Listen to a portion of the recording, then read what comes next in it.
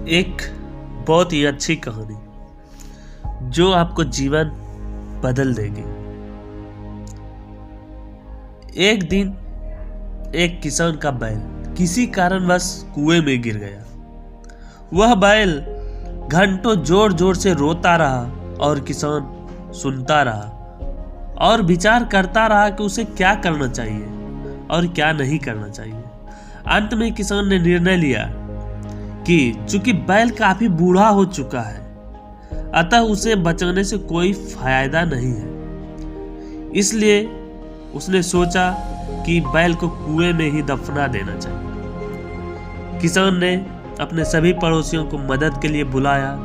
सभी ने एक एक फावड़ा पकड़ा और कुएं में मिट्टी डालनी शुरू कर दी। जैसे ही बैल समझ पाता कि अरे ये क्या हो रहा है, वह जोर जोर से चीखने लगा, चिल्लाने लगा, रोने लगा और फिर अचानक वह आश्चर्यजनक रूप से शांत हो गया। सब लोग चुपचाप कुएं में मिट्टी डालते रहे।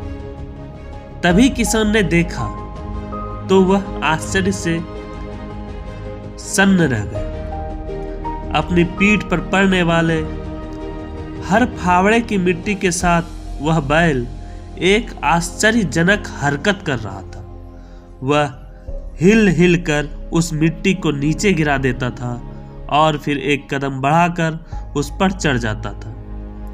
जैसे जैसे किसान और उसके पड़ोसी उस पर फावड़ा से मिट्टी गिराते, वैसे वैसे वह हिल हिल कर उस मिट्टी को गिरा देता और एक सीढ़ी की तरह ऊपर चढ़ जाता।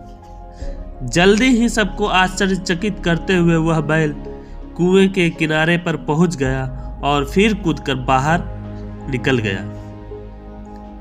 ध्यान रखें, आपके और हमारे जीवन में भी बहुत तरह से मिट्टी फेंकी जाएगी, बहुत तरह की गंदगी आप पर गिरेगी।